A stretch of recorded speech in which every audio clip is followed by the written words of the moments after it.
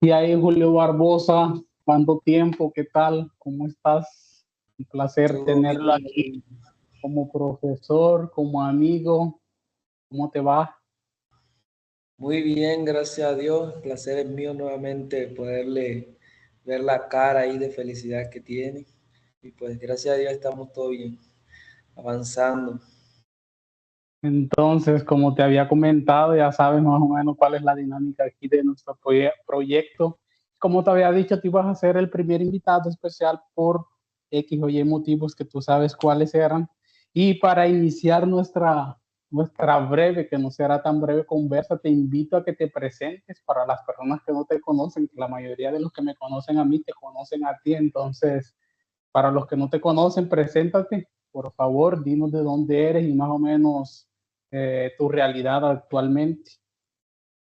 Bueno, primeramente, muchas gracias ahí por esa honra de poder hacer parte ahí como anfitrión de ese proyecto que pienso que va a ayudar a cambiar muchas formas de pensar, transformar muchas vidas. Bueno, eso esperamos. Y pues, bueno, primero que todo, darte las gracias por eso ahí. Y bueno, ¿quién es Julio? Julio es actualmente un profesor docente aquí de la educación básica en Brasil. Más antes de eso, Julio es un joven que nació en un pequeño municipio de Tolú, un pequeño municipio de Sucre llamado Tolú, Santiago de Tolú, a orillas del Mar Caribe. Entonces, que pues buscó y vio en la educación una forma de salir adelante y es lo que me ha llevado hoy en día pues, a ser un profesor. Actualmente lecciono aquí en una escuela pública y bueno, brevemente ese sería Julio. Y ahora una pregunta, yo sé que yo te conozco porque viví contigo muchos años, más hay gente que no te conoce. ¿Quién es Julio fuera de su profesión o fuera de su carrera universitaria, fuera de ser un profesor en su tiempo libre? Bueno, Julio en su tiempo libre es un joven que le gusta estar aprendiendo constantemente, me gusta estar explorando nuevas cosas, adquiriendo nuevos conocimientos. En mi tiempo libre me gusta tocar un poco la guitarra. Creo que la música ahí es una forma de libertar la mente, el alma. Entonces, pues me gusta tocar un poco la guitarra. Soy apasionado por el campo, los animales, algo que me apasiona mucho. Entonces, pues ese sería Julio en su tiempo libre. Ahora, otra pregunta, ¿cómo comenzó tu interés por la ciencia? ¿O cómo tú en algún momento dijiste, yo quiero ser un Julio profesor o un Julio que realmente estudia? Bueno, la verdad es algo que si me pongo a pensar cómo comenzó, no llegaría a una respuesta muy clara. Más sí, ¡Qué relámpago, Dios mío! es que aquí donde estoy está cayendo una lluvia bastante fuerte, entonces por eso allí el No es los sonido. vecinos, gente, es la lluvia. Sí. Más como te decía, si me pongo a pensar un poco en cuál fue el momento que ¿cómo decirte? Ese sueño, Insight. no sé, o esa ganas de estudiar se despertó, pues no llegaría a una respuesta muy clara y sí, pues decirte que es algo que se ha ido construyendo con el pasar del tiempo, porque yo me acuerdo que cuando yo estaba en mi pequeña ciudad, mi pequeño municipio, pues no tenía muchas ganas de estudiar. ¿Por qué te digo esto? Porque yo tuve la oportunidad de presentarme una única vez a una universidad, la Universidad de Córdoba, es un departamento que está cerca ahí, y pues no pasé. Entonces, si tú te pones a pensar a un joven de escasos recursos, que no tiene muchas condiciones, sus padres no tienen muchas condiciones, es algo que es bastante frustrante, ¿entiendes? Y creciendo en un ámbito un poco conflictivo, que tal vez probablemente te hable un poco más a frente sobre eso, pues me acabé decepcionando, por decirte así, de la educación, entonces no veía en ese entonces pues la educación como una forma de salir adelante. ¿Por qué? Porque estaba buscando respuestas inmediatas a problemáticas que tenía en ese entonces, tanto personales como familiares. Entonces, pues no veía como que cursar una universidad, quedarme 4 años, 5 años en una academia para después comenzar a trabajar, era algo como que muy distante ahí de mi realidad. Eh, Y de ahí en la época tuve la oportunidad de acceder al SENA, entonces por medio de uno de mis hermanos allí, entonces fue como que cuando ese sueño comenzó a aflorar dentro de mí, comenzó a surgir y bueno, ahí sí dije, la educación puede ser un camino para cambiar Entonces, mi realidad. espérate ahí, no te me adelantes, que el SENA va a ser un tema que va a ser muy explorado aquí por nosotros, porque ambos estudiamos en el SENA, entonces vamos a dejarlo un poco más para allá, para la frente. Okay.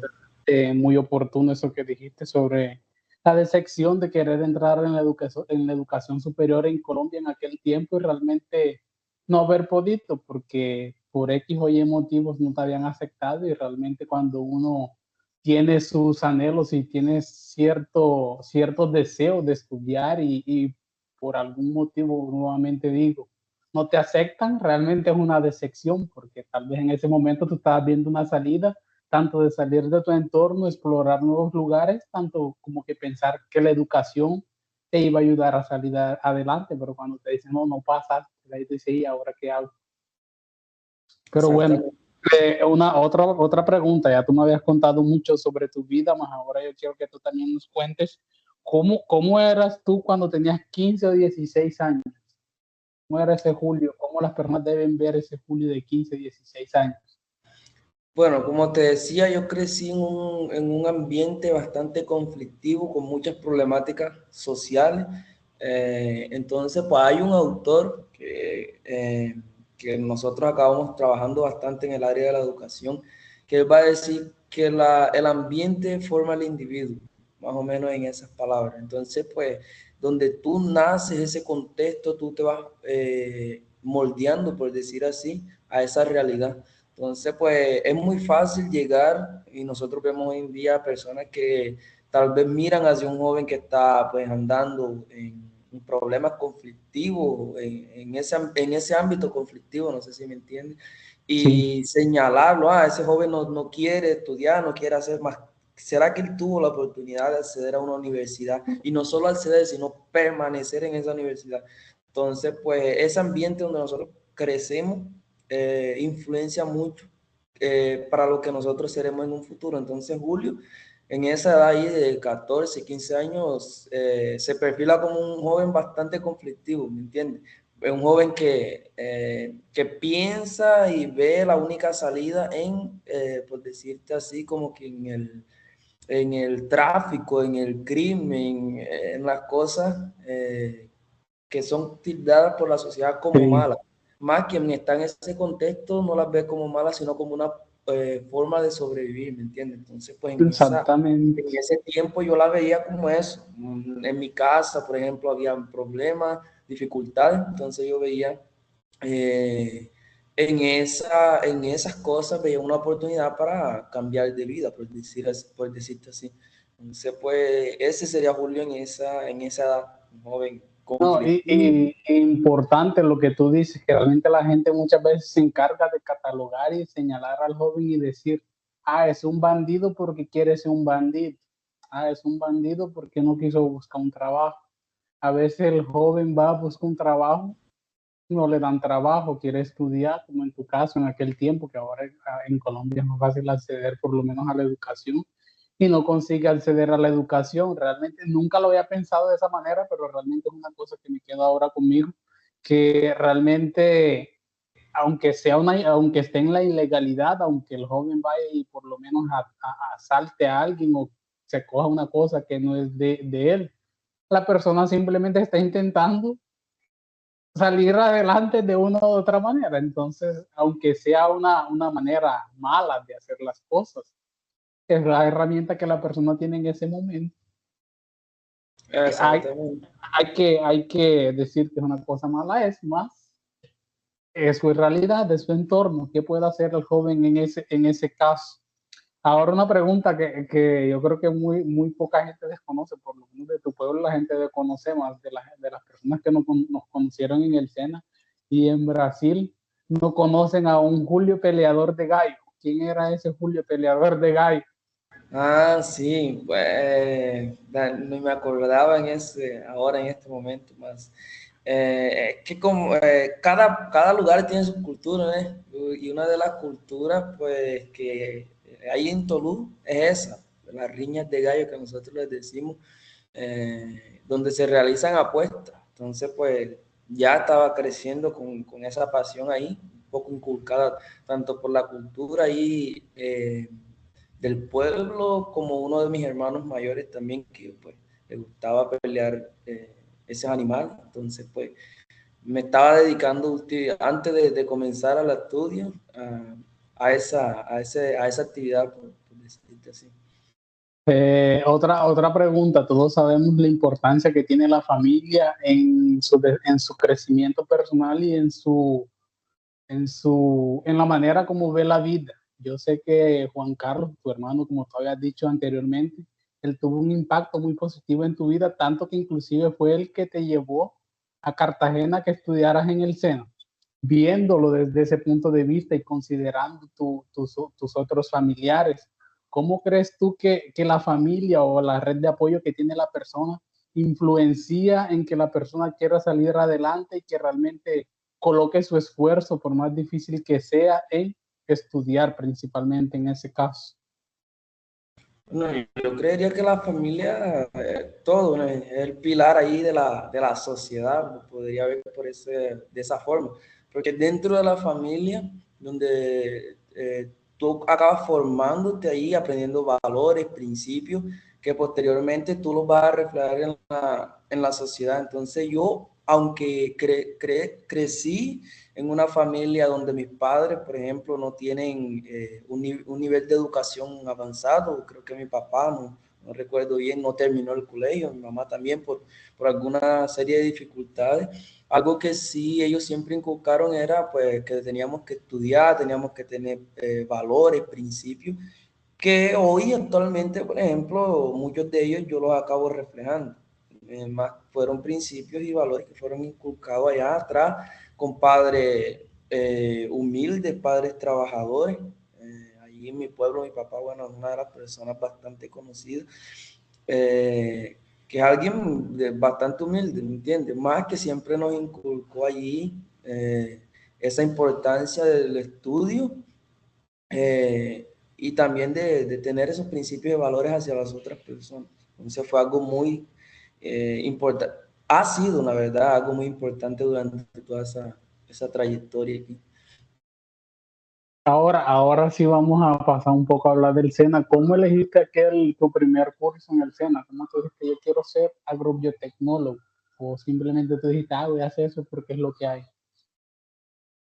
La verdad que no, yo no escogí, como yo te decía, yo no escogí nada, porque yo no quería, después que yo me presenté a la Universidad de Córdoba y no pasé, yo no quería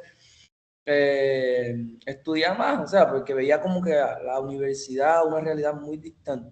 Entonces yo recuerdo que una vez el hermano mío, Juan Carlos allí, que vivía allá en Cartagena, se había ido a estudiar, él me escribió, me llamó en la época, no recuerdo bien, y me dijo que si quería estudiar, que me iba a ayudar y todo demás, y bueno, yo le dije que no quería estudiar más después de esa experiencia que había tenido, y él me dijo que sí, que tenía que estudiar, que la educación era algo que podía ayudarme y tal. Y de ahí y bueno, yo le dije, bueno, si quieres que estudie, pues encárgate tú de esa parte. Y fue él que me hizo la inscripción en escena, que me hizo la documentación, todo demás. Y él sabiendo pues que siempre me ha gustado como esa parte del campo, los animales, todo demás, fue como que una carrera que estaba como que con algunas áreas afines, agro y esas cosas, entonces por eso acabó escogiendo esa profesión. Y ahora así resumidamente, ¿cómo definirías tú tu experiencia en el SENA? Así de manera en general, nosotros que pasamos esos casi 2 años estudiando en el SENA, ¿cómo Algo, defines tú esa temporada? algo desafiante para un joven que sale de un pueblo pequeño a una ciudad mayor como es Cartagena, más bastante enriquecedora porque me llevó a crecer en muchas áreas, personalmente, académicamente y hasta profesionalmente, porque de ahí cuando ya comencé a estudiar en escena, comencé como que a tener esa visión más abierta, por decirte así, de que terminando ese curso podría tener otras oportunidades, como eran en el ámbito laboral. Entonces, una experiencia que no fue fácil, una experiencia que pasamos, bueno, ahí tú sabes muy bien, pasamos por muchos desafíos, más que hoy nosotros podemos decir, ah, valió la pena. O sea, fue algo que nos llevó a un crecimiento bastante grande en muchas áreas. Exactamente. Y de todas aquí, haciendo una breve pausa, de todas esas personas que en el SENA, así alguien que realmente tú dices, esa persona me marcó profundamente, es una persona así que realmente yo pienso y digo, ay, sin esa persona, ¿qué hubiese sido de tu vida? Alguien que yo pudiera mencionar. Ujú. A alguien o a algunos, no tiene que ser necesariamente solamente una persona. Ah, si fuera a mencionar todas las personas que han hecho parte ¿cómo decirte? De este caminar, de esta transformación, de esta historia, la lista sería muy extensa, más una persona ahí que sí tiene que tener uno de los primeros lugares, sería el profesor Eder Darnet Durango Ballesteros. Ballesteros, Durango Ballesteros, exactamente, que es un docente ahí de SENA, de Ternera, Ternera, sí, exactamente, de Ternera, ahí de Cartagena, del Centro Agroempresarial, ¿eh? Centro Agroempresarial y Minero. Esa fue una de las personas, pues inclusive por el cual ahí posteriormente me motivé bastante por ser profesor, que marcó y ayudó a transformar bastante mi vida. Entonces, pues, le debo muchas, ¿cómo decir? Mucha gratitud, muchas gracias a él. Le debemos las gracias Un a él. agradecimiento, un agradecimiento. Somos muy agradecidos. Exactamente, somos muy agradecidos. Una cosa muy importante que a veces, pensando así desde una perspectiva de profesor, yo ayer, antier, creo que me estaba viendo un video de Gildo Vigor, aquel brasileño que participó del BBB Brasil. De ahí ese man, yo estaba así viendo un recorrido, ya no, el man es doctor en economía, más, y ese man es del entretenimiento, como el man es doctor en economía.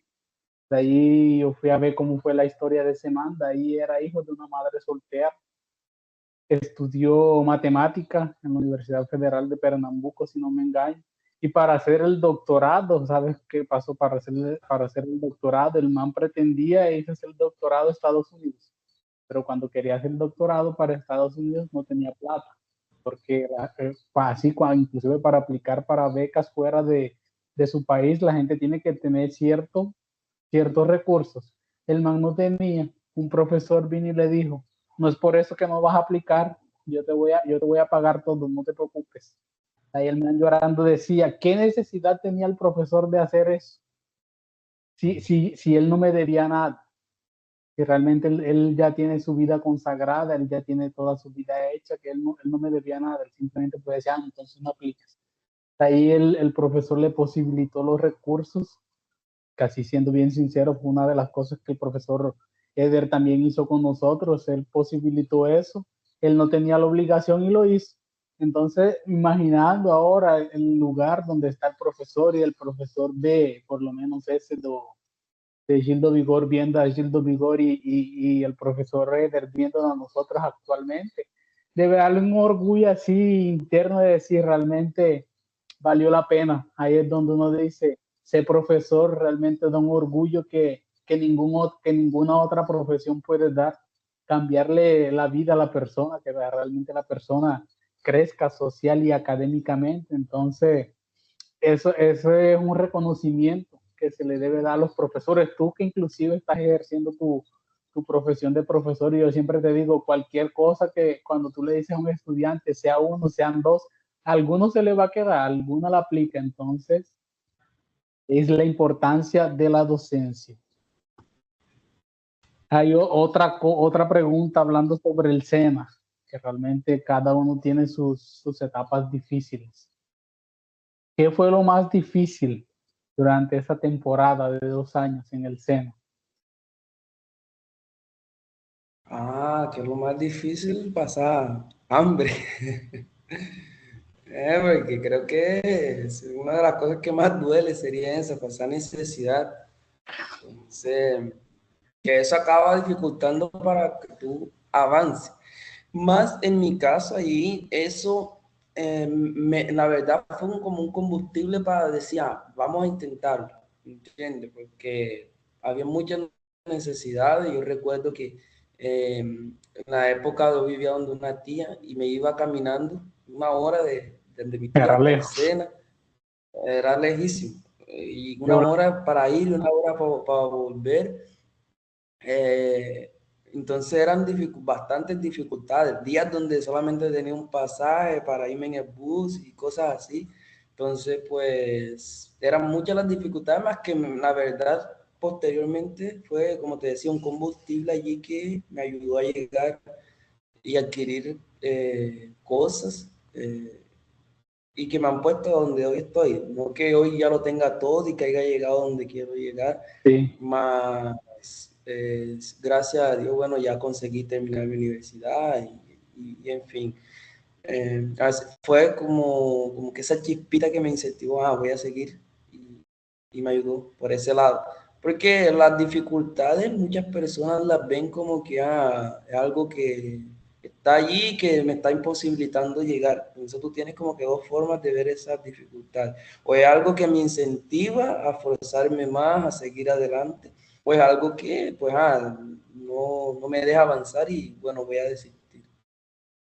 Y realmente muy importante esa parte que tú dices del hambre, porque realmente yo creo que pasar hambre da dos dolores, tanto el dolor físico, el dolor de la barriga retorciéndose porque uno no ha comido, y el dolor psicológico de uno pensar y verse en una situación, no sería degradante, pero sería como una situación en la que tú piensas, ¿yo por qué tengo esta realidad? O yo por qué estoy aquí. Entonces, además del dolor físico, existe también un dolor psicológico de tu preguntante, ¿por qué yo estoy aquí? Y si mejor yo me voy para mi pueblo, por lo menos en mi pueblo yo tengo mi casa, tengo mis papás, allá no voy a pasar hambre. Pero si estoy en una ciudad, Exactamente. de ahí cabe a ti, como tú mismo lo decías, ver esas dificultades como una herramienta, como una forma de tú crecer más, de esforzarte y hacer las cosas, que claramente no es que uno romantice, tengo que irme para la ciudad para pasar hambre, para poder ser alguien en la vida. Lejos de mí, lejos de ti ese pensamiento, pero realmente no van a ser las dificultades que lo tienen que impedir a uno de salir adelante. Sí, y es que siento que pasó conmigo, por ejemplo, yo te decía que al inicio yo no quería estudiar, más después que yo vi una oportunidad ahí en la educación, en el estudio, como que ahora aconteció lo contrario, o sea, ahora quiero estudiar, quiero seguir adelante para transformar ahí un poco mi historia, ¿me entiendes? Otra cosa muy importante que fue como una herramienta que nosotros subimos aprovechar demasiado, inclusive tú, los proyectos de investigación en el SENA. ¿Cómo fue tu participación en los semilleros de investigación que tienes tú para decir al respecto? Son una forma ahí que nos posibilitan crecer quien está en ese ámbito académico. Entonces yo, como te decía, yo apenas descubría que la educación es un camino, entonces yo voy a buscar todos los medios, conectarme con todas las personas para llegar y para andar en el camino. Entonces cuando yo comencé a descubrir ahí, por ejemplo, proyectos de investigación, oportunidades que el SENA daba, yo dije, voy a meterme en eso. Entonces yo llegué y comencé a participar en todos esos proyectos que inclusive me ayudaron ahí. Viajé varias ciudades. Fue la primera vez que monté avión, fue a través de un proyecto. Me acuerdo que fuimos a presentar un proyecto en Bogotá.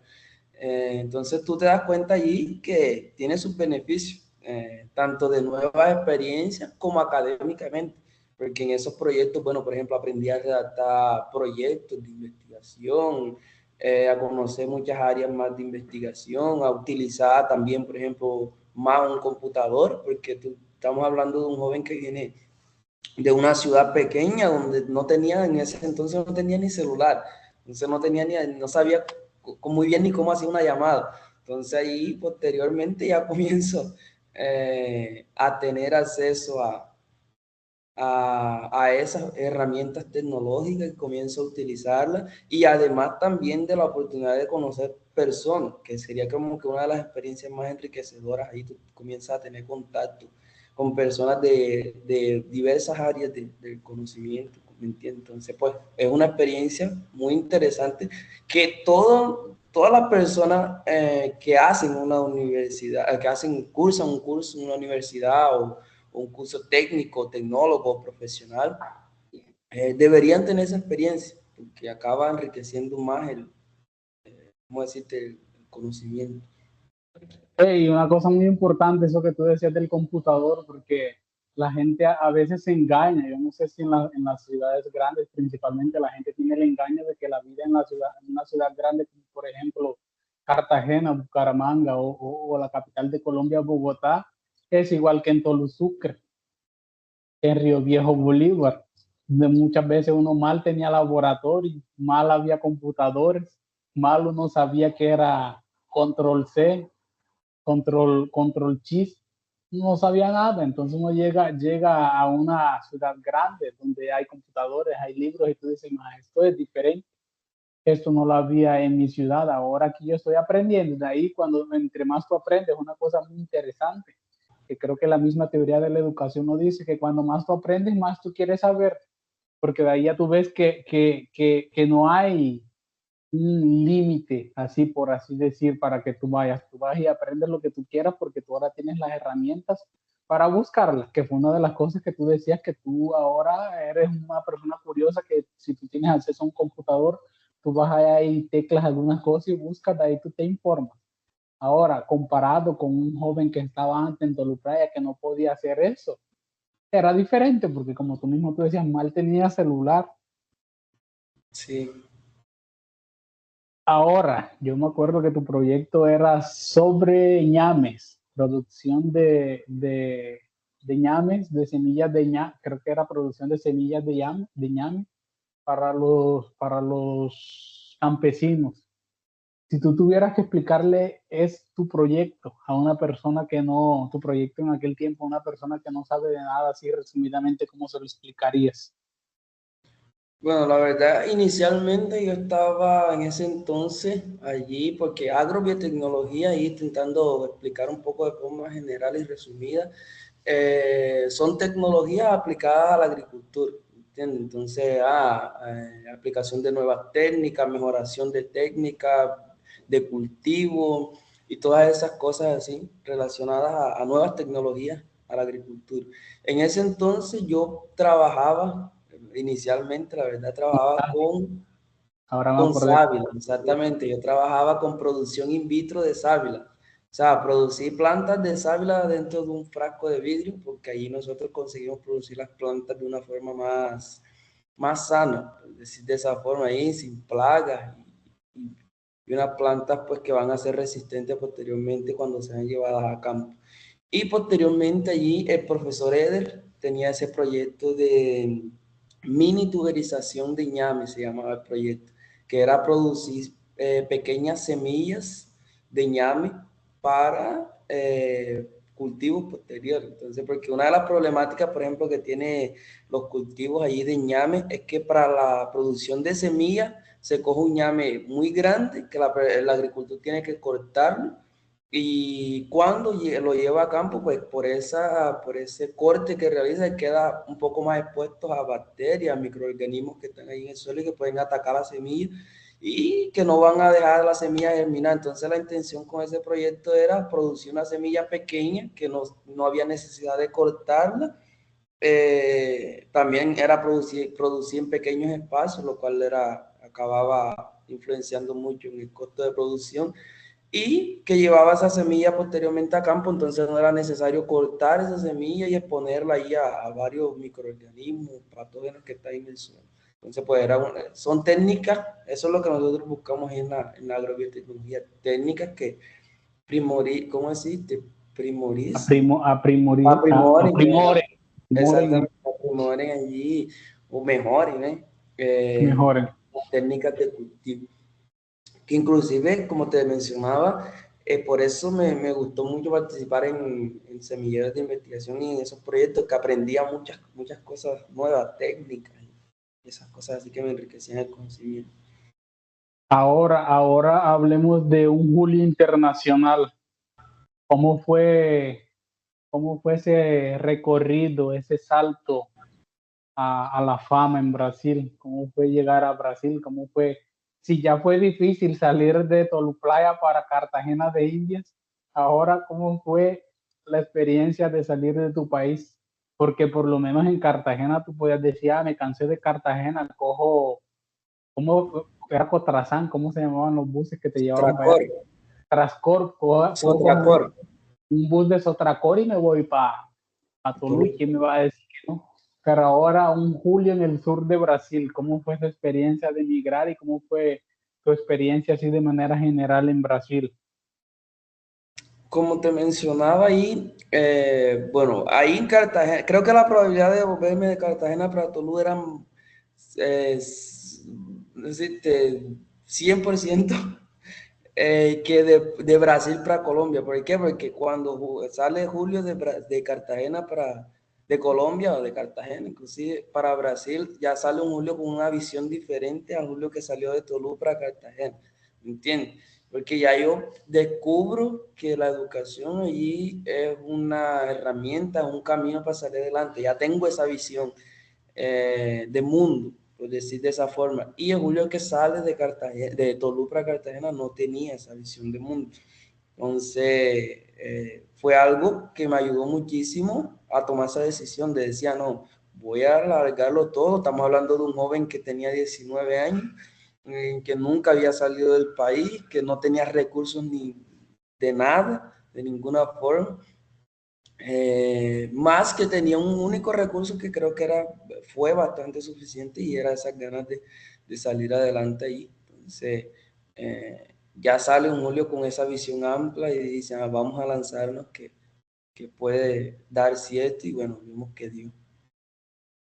Y ahora, resumidamente, ¿qué podrías decirnos de la UNILA? ¿Cómo fue tu experiencia en la Universidad Federal de la Integración Latinoamericana?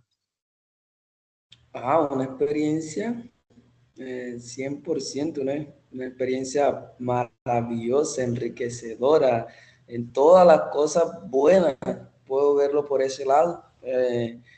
Creería yo, aquí no sé si yo puedo hablarte de eso, más voy a acabar mencionando un poco porque creo que es justo y necesario esa necesidad que tiene Colombia de darle acceso a la educación pública y gratuita a la juventud colombiana, porque fue eso que nosotros encontramos aquí, una universidad pública También, de calidad y gratuita, porque en Colombia nosotros sabemos que hay universidades públicas, porque todo el mundo puede entrar y tener acceso a eso.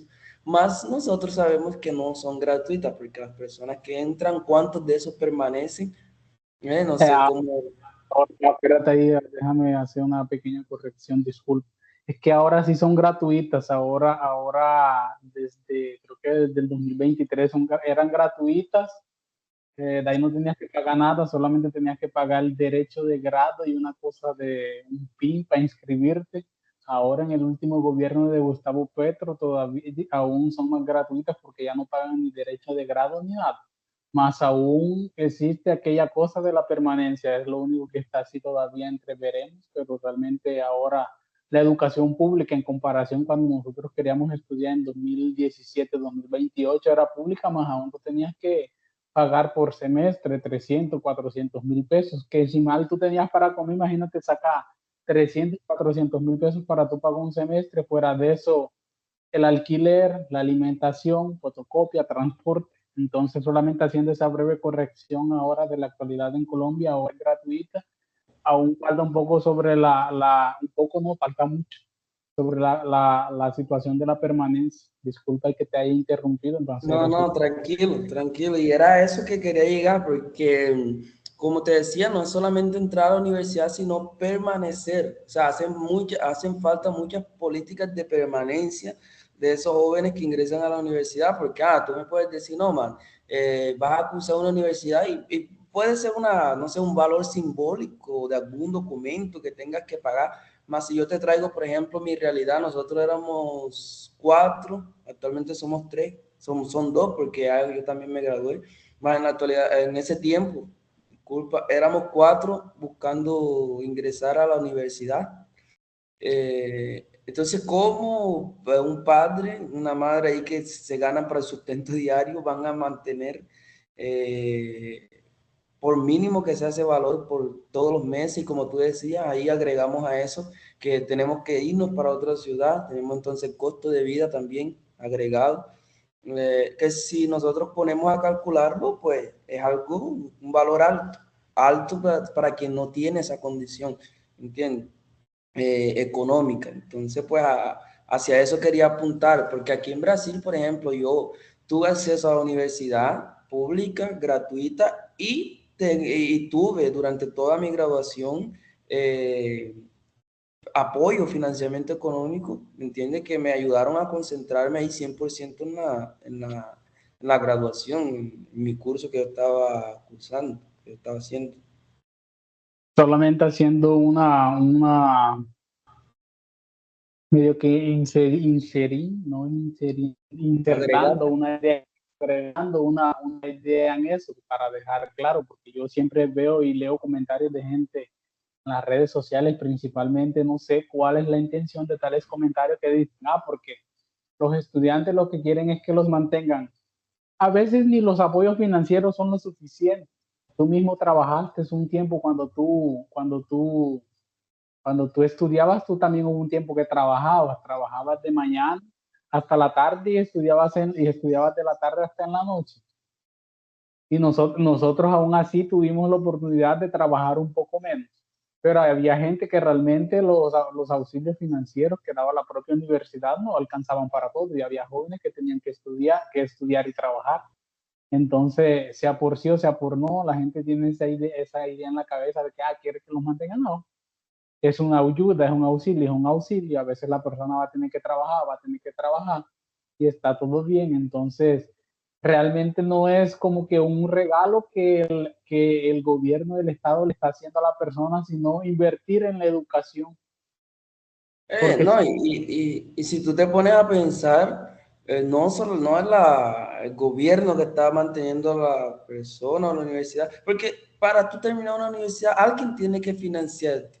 Porque, por ejemplo, si nosotros cogemos hijos, y no estoy hablando mal de esas personas que tengan un estrato alto, sus papás sean empresarios o tengan una buena estabilidad económica, esos jóvenes, ellos son financiados por sus papás, no es algo que yo te mantengo, sino que te estoy financiando para que tú puedas adquirir las herramientas que después te van a ayudar con que tú mismo te financies o tú mismo te sustentes, ¿entiendes?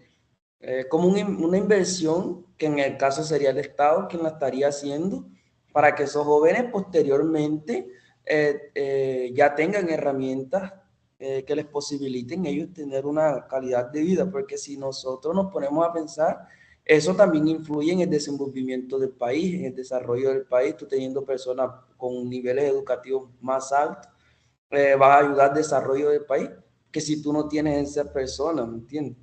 no, y una cosa muy importante ahora que tú dices eso sobre el nivel educativo en Colombia, inclusive yo creo que actualmente, porque he escuchado historias de varias personas, inclusive pasó con tu mamá lastimosamente, en Colombia existe una cosa que se llama oportunismo de los empresarios y de las personas que tienen dinero que quieren dar trabajo a las personas, solo que bajo la informalidad. Eso influencia también porque si tú estás bajo la informalidad, tu mamá no tiene una seguridad financiera para decir, yo estoy trabajando, recibo tal salario, voy a ayudarle a mis hijos para que estudien.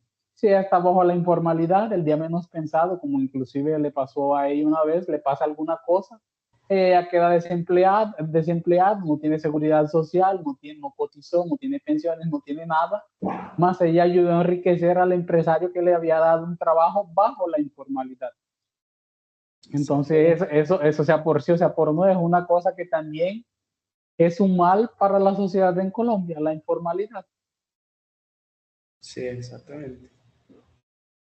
¿Qué más podemos de cómo llegaste tú a saber de la UNILA? ¿Quién te contó? ¿Cómo supiste tú de la UNILA? ¿Cómo llegaste allá? Como te mencioné anteriormente, ese profesor, Eder Dagner Ballester, Durango Ballester. Durango Ballester, siempre me equivoco ahí en el orden de los apellidos. Durango Ballestero, ¿cómo decirte? Fue una pieza clave, porque incluso fue él que me presentó a la universidad. Recuerdo un día que estábamos en clase ahí y él llegó y dijo, no dio opción, él no dijo, miren para ver si pueden inscribirse, dijo, se inscriben aquí en eso de aquí, o sea, vayan que luego puedan enviar. Inclusive nos inscribimos en el computador de él porque nosotros no teníamos. Exactamente.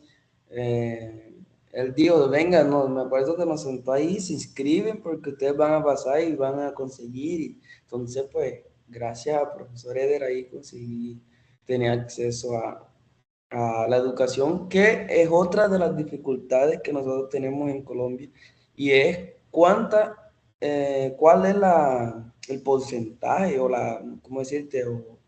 El porcentaje de información que llega con relación a esas oportunidades a ese lado del país es muy bajo. Es Exactamente. que si nosotros hablamos allá Hasta por lo que tú decías, si la persona no tiene computador ni celular, ¿cómo le van a exactamente, llegar las informaciones telepáticamente? exactamente, una cosa va llevando a la otra, va influenciando en otra. Que si nosotros miramos para, por ejemplo, el centro ahí del país, que las personas acaban teniendo más acceso a la A la educación, información. a la información, exactamente, a la información y consecuentemente a las oportunidades. Exactamente. ¿Cuál ha sido el mayor reto de tu trayectoria? Un reto que tú hayas pensado así, muy grande, muy grande, bajo lo enfrento. Creo que el mayor reto que tuve luego de cara hacia el inicio cuando llegué aquí fue la pandemia, que creo que no fue un reto solamente para mí, sino para A la todos. mayoría de personas, para todos. Porque un joven que venía con planes hechos, 2 semanas después que llegó aquí, esos planes cambiaron totalmente, porque ahora la universidad estaba cerrada, no había oportunidades de trabajo, en fin, y ahí la mente comienza a decirte qué viniste a hacer para acá, devuélvete para tu casa. Y creo que fue el reto así que más me llevó a pensar un poco y a tener como que, ¿será que fue esta la decisión correcta que tomé? Ahora otra pregunta, yo creo que ya yo más o menos sé la respuesta. ¿Hubo algún fracaso que hoy agradezcas? Un fracaso.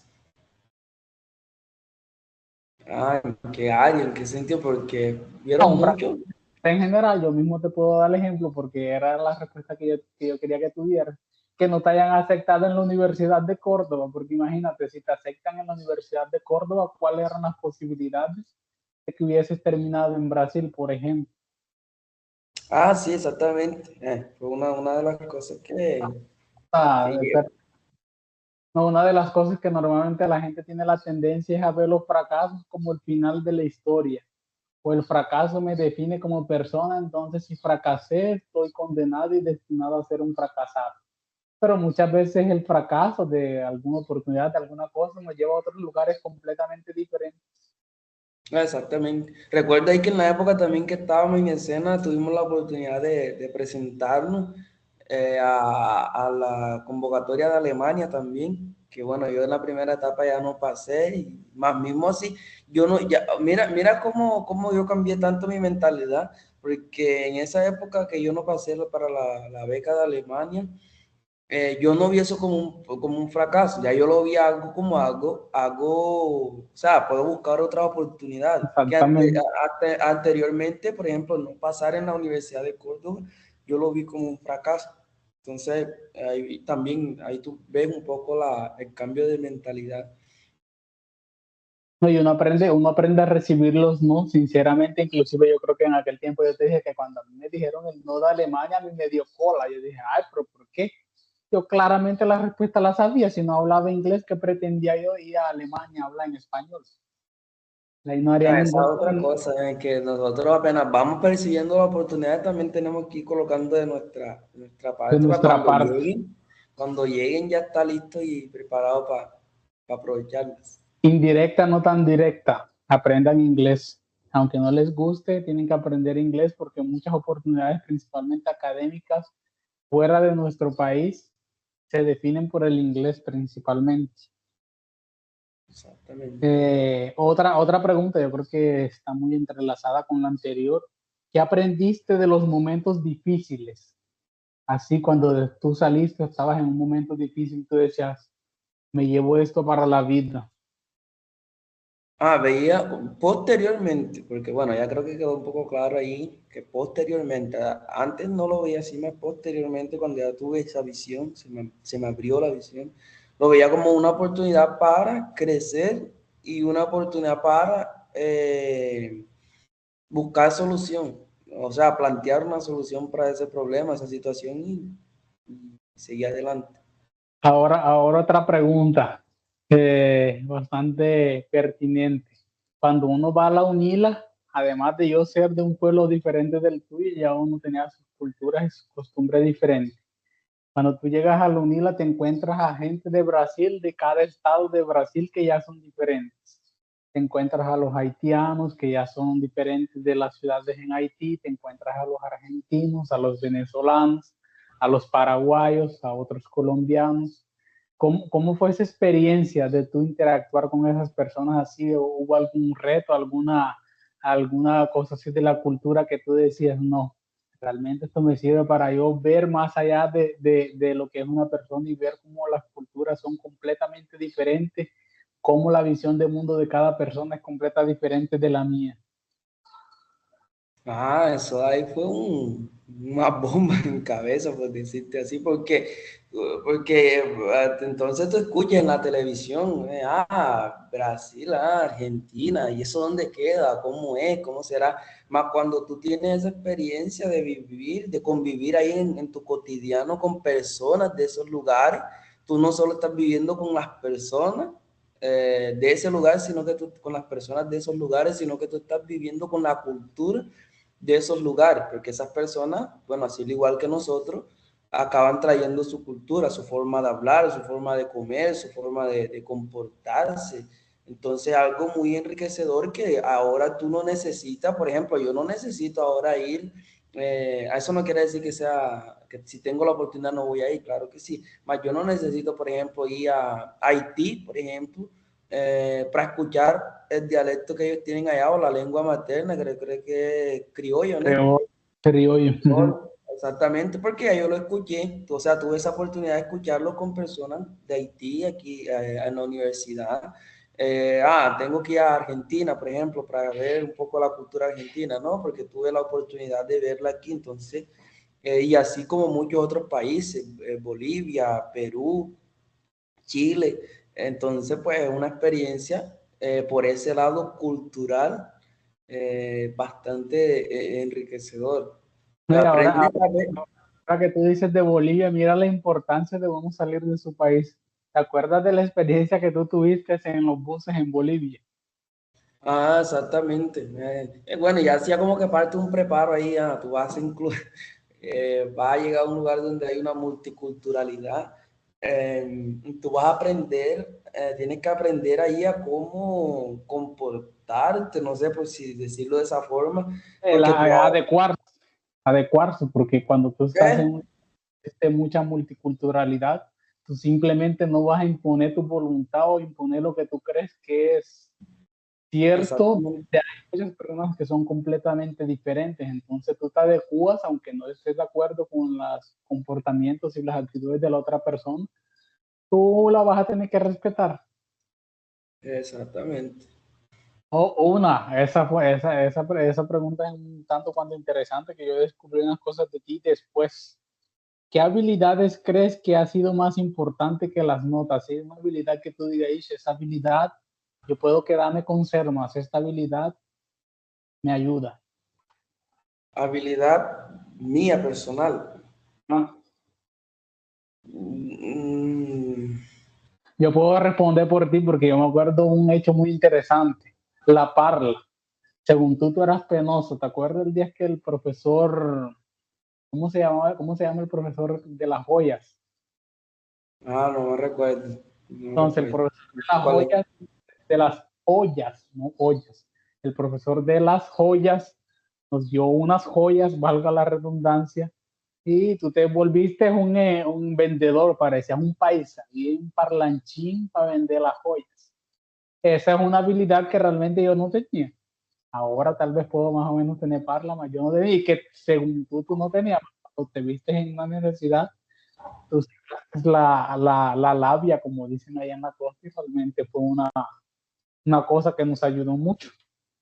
Ay, como te decía, es que las dificultades, ellas por ese lado son buenas, porque ellas te ayudan a que expreses lo que tú tienes y que por no pasar por esa dificultad tú no lo habías podido expresar, ¿me entiendes? Y una de las cosas que aprendí también durante todos esos desafíos y dificultades es un poco la capacidad de liderazgo en algunas áreas, que eso creo que es muy importante también. Uh-huh. Hasta porque tú te formas, yo creo que en todo el sentido de la palabra, porque tú tienes que respetar a los otros, escuchar opiniones que son contrarias a las tuyas, intentar persuadir a los otros para que estén de acuerdo contigo o no.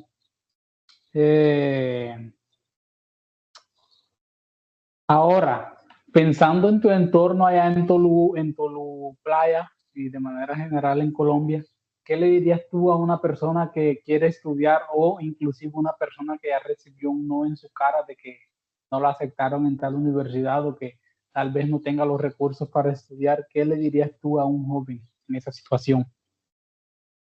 Bueno, creo que en mi caso, antes que 1000 palabras o 1000 consejos allí que yo le pueda dar a una persona, yo tengo mi historia de vida personal, que eso ya creo que habla por sí solo, más podría decirles eh, eh, que sí se puede, ¿me entiendes? Que sí, independiente, o sea, te está hablando alguien con propiedad que pasó por muchas cosas, que creció en un contexto bastante difícil, con pocos recursos, más muy pocos recursos económicos, con padres que no estudiaron, no porque no querían o no quisieron, sino que no no tuvieron la oportunidad. Más que hoy estoy aquí, por ejemplo, un docente en una escuela pública de educación básica, hablando 2 idiomas fluentemente y el inglés ahí intentando ganarle la batalla. eh, entonces tú te ves que sí se puede, que sí, nunca me imaginé yo cuando estaba allá en Tolú. Un día, por ejemplo, sea alguien graduado, sea alguien, y no solamente graduado, sino en otro país. Eh, Licencia. Nunca se me pasó por mi mente esa posibilidad, esa oportunidad. Y bueno, llegó, gracias a Dios. Y como te digo, por un poco en algunas áreas estaba preparado, en otras no, y me fui preparando a lo largo del camino, venciendo desafíos, porque tú dices, ya salí de Colombia, ahora entré a la universidad, ya se acabó los desafíos. No, ahora aparecen otros nuevos desafíos y tú tienes que enfrentarlos para poder llegar y cumplir ese objetivo que tú te planteaste. Y creo que por siempre ahí tu vida vas a tener desafíos. Después Hey, vas a tener desafíos laborales, porque por ejemplo ahora yo comencé, desde el año pasado que comencé a trabajar, a lesionar, ahora tengo otros desafíos laborales, cómo controlar una sala de clase, cómo responderle a ciertas preguntas a mis alumnos, para nosotros ahí que hablamos español y ahora vivimos en un país que habla portugués. En fin, son muchos otros desafíos que van ahí apareciendo a lo largo del camino, más como te decía, son oportunidades de crecimiento. Ahora tú lo ves como es oportunidad de crecer. de crecimiento. Inclusive, ¿qué sería la vida sin desafíos? Exactamente. Y una vez leí en un libro que parece que la vida sin desafíos pierde la gracia, porque normalmente cuando tú, por ejemplo, si tú piensas en tu realidad y tú ahora te ves como un profesor licenciado, te llena de mucha satisfacción pensar, no, porque es una palabra en español, Dios mío, Dios mío, qué desafío tan grande, porque ahora decirlo parece que no fue tan difícil, más uno Mm. que sabe todo lo que pasó, ve lo difícil que es, y realmente cuando uno ve que uno consiguió pasar ese desafío, da cierta satisfacción que no tiene explicación. Eh, si pudieras hablar con aquel Julio peleador de gallos hace que tenía 15, 16 años, ¿qué le dirías? O con el Julio que le dijeron que no en la Universidad de Córdoba. Yo le diría que no se frustrara, sino que viera eso como una forma de llegar a otros lugares y adquirir otras oportunidades, tener acceso a otras oportunidades, y que hace parte de la vida. Como tú mencionabas, el no hace parte. Muchas personas, inclusive después allí que nosotros tuvimos la oportunidad, nos dijeron que no iban a ayudar, que no nos iban a... Y eso hace parte, porque unas dijeron que no y fuimos, buscamos otras que dijeron que sí. Entonces pues hace parte allí del crecimiento y de la historia de las personas. Creería yo también que hasta esas personas que dicen no, nosotros deberíamos incluirlas en la historia, en nuestra Exactamente. historia de vida, porque si aquella persona tuviera dicho sí, tal vez no hubieras tenido acceso a otras cosas. Por ejemplo, si me hubieran dicho, ya tú lo mencionaste, si me hubieran dicho que sí en la Universidad de Córdoba, no hubiera tenido tal vez acceso a estudiar en una universidad en Brasil, por ejemplo. Entonces, hasta esas personas nosotros tenemos que ser agradecidos y decirle gracias por decirme que no. No, y inclusive una cosa muy importante, que a veces uno predica y dice una cosa y a veces no hace otra, porque yo también tengo el ejemplo que ya te lo había dicho varias veces, cuando yo iba a mandar mi aplicación para ir a Canadá la primera vez, yo no la iba a mandar porque ya yo me estaba anticipando el no. Yo dije, yo no lo voy a mandar porque uno de los requisitos era que la traducción fuera obligatoriamente traducida y juramentada. Yo no lo iba a hacer. El último día tú me dices, mándalo, el no ya lo tienes. Yo sabía de eso, tal vez internamente yo sabía, yo no lo quería, había querido mandar, que ya yo me había anticipado el no. Lo mandé, me aceptaron. Entonces a veces es una situación así medio complicada, es no anticiparse el no. Puede que me digan que no, puede que me digan que no, más yo voy y la mando. Sí, creer un poco en nuestro potencial también, que si tú no lo intentaste, Exactamente, tú no tienes cómo sacar conclusiones o tener una respuesta a aquello. exactamente. ¿Hay alguna cosa que cambiarías de tu trayectoria? Por un lado, me hubiera gustado, y pienso un día volver no sé, como agradecimiento, tal vez puedo verlo por ese lado, de ejercer mi profesión en Colombia. Más me hubiera gustado poder tener esa oportunidad de estudiar en Colombia, de formarme en Colombia, académicamente hablando, porque nosotros somos seres sociales. Entonces, te fue fácil haberte ido para otro país. Una de las cosas que inclusive no acabé mencionando y voy a mencionar ahora, que me fue muy difícil, fue esa parte del entorno familiar, porque aunque tú no tengas nada, tú vas a querer estar cerca de tu familia.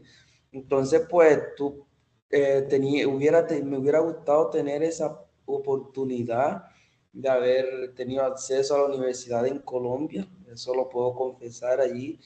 Más, bueno, gracias a Dios tuve acceso a la universidad acá en otro país. Y bueno, pienso quedarme un tiempo por acá, agradecer allí como una forma de agradecimiento a este país, y después volver a Colombia y también intentar, ¿por qué no? Como ese profesor allí del SENA y otros profesores. Inclusive recuerdo que una vez un profesor, Gualberto de la Hoz, no sé si te acuerdas, profesor de Barranquilla, era profesor de comercio, inclusive me llegó hasta prestar los zapatos, que es algo muy gracioso allí. Gracias a los profesores que realmente son profesores. Exactamente, y me llegó a prestar los zapatos, que iba para un evento y no tenía, y me los prestó. Entonces, pues pienso también en algún momento poder volver hacer parte también de ese cambio de muchos jóvenes que tienen esa intención y esas ganas de salir adelante. Otra pregunta bastante cliché, más creo que es oportuna. ¿Qué significa para ti el éxito?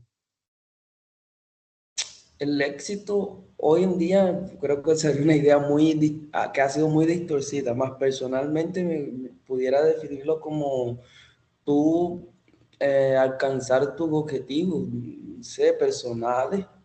Pero yo creo que es algo muy importante porque muchas personas alcanzan objetivos, más será que son objetivos personales de ellos, son objetivos sociales, de la sociedad, de las otras personas. Ah, que yo estoy haciendo eso porque la otra persona me dice que lo hago, la sociedad me inculca que lo haga. Mi Entonces, éxito, pues, comprar el iPhone 17 Pro Max. exactamente, eso de ahí yo creería, y sin miedo a equivocarme, podría decir que sería como que un éxito, que la sociedad te coloca a ti. Entonces creo que éxito es más tú sentirte realizado ahí personalmente, alcanzando tu objetivo que te planteaste y esos objetivos van a cambiar de cada una de las personas. Eh, Eh, ¿Algún sueño que aún te quede por cumplir? Sueño, quiero llegar a ser un doctor allí, ser un profesor de universidad, con pasión. Ahora, una pregunta. Yo sé que nosotros estudiamos lo mismo, no salió de tu boca. ¿Cuál fue tu curso en la UNILA? ¿Qué estudiaste y cuáles son tus intereses principales y de qué leccionas tú? Soy profesor, bueno, me gradué en licenciatura en Ciencias de la Naturaleza, Biología, Química y Física. Ahí soy habilitado para dar clases en todas esas áreas, tanto en ciencia como en biología, física y química. Eh, Aquí, bueno, aquí en Brasil es conocido como Educación Fundamental 2 y Educación Media. Y en Colombia es educación secundaria y educación y bachillerato. Entonces actualmente yo soy profesor de educación secundaria de ciencias. ¿Qué mensaje le quieres dejar a los jóvenes con tu historia, a los jóvenes en Colombia, de América Latina, o qué quieres tú que los jóvenes piensen cuando escuchen tu historia? Bueno, que piensen primeramente que sí se puede. Segundo, que me miren no como alguien, un modelo 100% a seguir y yo voy a tener que ser como Julio fue o como Julio Te es. voy a tener que ser profesor de No ciencias naturales. necesariamente. No necesariamente más sí ver como si él lo pudo hacer, porque cada uno de nosotros tenemos historias, tenemos que pasar por situaciones, más que no se limiten y que sí puedan ver como, si él estaba en esas mismas condiciones que yo estoy, pues yo también puedo llegar a alcanzar mi objetivo. Puede ser llegar a, no sé, a una gran empresa, ser un gran empresario, ser un profesor como yo soy, ser, en fin, va a variar dependiendo del objetivo de cada persona, más principalmente eso, que crean mucho, que toquen puertas, porque también a veces nos va a doler la mano de tanta puerta que tocamos más. Es necesario tocar puertas, pedir ayuda, porque me acuerdo allí que ya tenemos ahora la beca, pasamos en la universidad y los recursos para ir, entonces ahí nosotros comenzamos a pedir, a buscar, entonces pues también tenemos que hacer nuestra parte, no todo va a Que a, pro- llegar ahí a donde nosotros estamos, que tenemos a que cumplir. propósito, saludo a Erika Herrera y al pastor San Juan, a la señora Ana, a la doctora Viviana y a otras personas que si las mencionamos realmente el video no acabaría, a Gillian, a George. Una lista muy extensa de personas. Eh, Otra, ya casi finalizando. ¿Qué oportunidades crees que los jóvenes desconocen y por qué? Oportunidades. Actualmente, oportunidad, acceso a la universidad, sea tanto en Colombia, como tú lo mencionaste ahí, que actualmente, bueno, hay esa posibilidad, como acceso a otros países. Ahí tú estás de ejemplo, por ejemplo. Y yo también, que estoy aquí en Brasil, Brasil. más tú que estás ahí en Canadá, dos jóvenes con historias bastante parecidas, contextos bastante difíciles. Mm. eh, Más que aquí estamos, somos ejemplos de que sí se puede acceder a esa oportunidad. Entonces, pues, como mencionaba, que crean que es posible, ¿entiendes? Y tú mencionabas ahí del inglés, ¿no? Que es necesario aprender o el otro idioma y claro, es necesario y debemos también aprenderlo, más que también no lo vean como una limitación, ¿entiendes? Que también no, porque no sé esto, ahora no puedo acceder a eso. No, prepárate y Eh, puedes acceder. la disculpa es decir que no lo vas a hacer y no preparas realmente, Exactamente. porque realmente el inglés es una imposición social también que el mundo colocó, es una obligación aprender inglés, de las personas no, pero ciertamente el inglés es una cosa que te va a abrir muchas oportunidades, porque inclusive la primera vez que yo vine tendría que haber sabido inglés, sino cómo le iba a entender a mi orientador.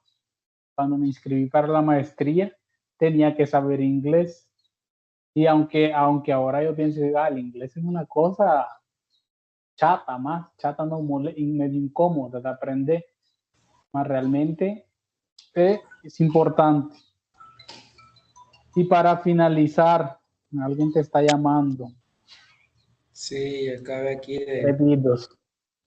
dar esos Eh, compromisos. para finalizar ya, ¿cuál ha sido la mejor decisión que has tomado en tu vida académica y personal y de la cual no te arrepientes ni un poco? Así de manera en general, de cualquier cosa que tú puedas decir, una cosa que tú digas, no me interesa, no me arrepiento de nada, fue una decisión que tomé consciente o inconscientemente y la hice y chao.